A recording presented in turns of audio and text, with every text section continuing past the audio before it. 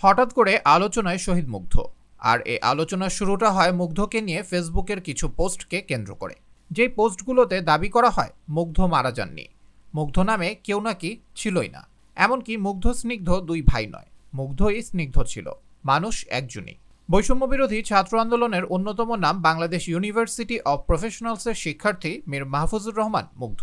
আন্দোলনের সময় গত 18 জুলাই রাজধানীর উত্তরার আজমপুরে সংঘর্ষ চলাকালে গুলিবিদ্ধ হয়ে মারা যান তিনি।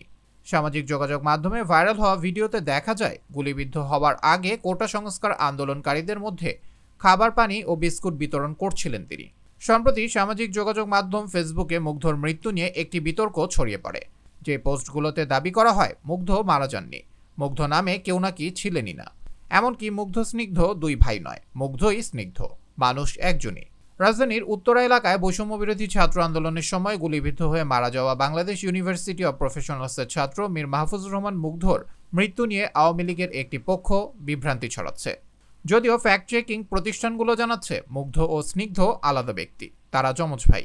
সম্প্রতি মুগ্ধের মৃত্যু নিয়ে সংশয় ফেসবুকে বিভিন্ন পোস্ট করা হয়।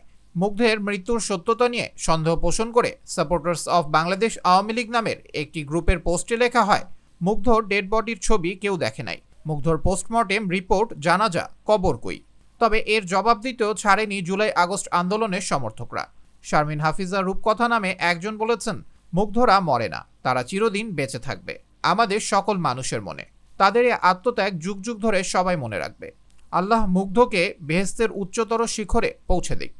তবে ফ্যাক্ট চেকিং বা তথ্য যাচাইকারী প্রতিষ্ঠান হিসেবে আন্তর্জাতিক স্বীকৃতি পাওয়া রিউমার স্ক্যানার বাংলাদেশ নিশ্চিত করেছে মুগ্ধ ও স্নিগ্ধ পৃথক দুই ব্যক্তি। ওপেন সোর্স অনুসন্ধানের মাধ্যমে সামাজিক যোগাযোগ মাধ্যমে প্রচারিত মুগ্ধ ও স্নিগ্ধের একসঙ্গে তোলা অসংখ্য ছবি ও ভিডিওর বরাত দিয়ে এ তথ্য নিশ্চিত করেছে তারা। এদিকে ফেসবুকে ছড়িয়ে পড়া দাবিগুলো সম্পূর্ণ মিথ্যা বলে জানিয়েছে অন্তর্বর্তী সরকারের প্রধান উপদেষ্টার প্রেস উইং। জানানো হয়, সামাজিক যোগাযোগ মাধ্যমে মুগ্ধকে নিয়ে ছড়িয়ে পড়া এই দাবিটি ভুয়া। পেজটির এক পোস্টে বলা হয়, গত 18 জুলাই উত্তরার আজমপুরে বিক্ষোভকারীরা পিপাসার্থ হয়ে পড়লে তিনি তাদের জন্য পানি ও খাবার নিয়ে ছুটে যান। পোস্টে আরও বলা হয়, মৃত্যুর 15 মিনিট আগে ধারণ করা একটি ভিডিওতে দেখা যায় মুগ্ধ বিক্ষোভকারীদের পানির বোতল ও বিস্কুট বিতরণ করছেন।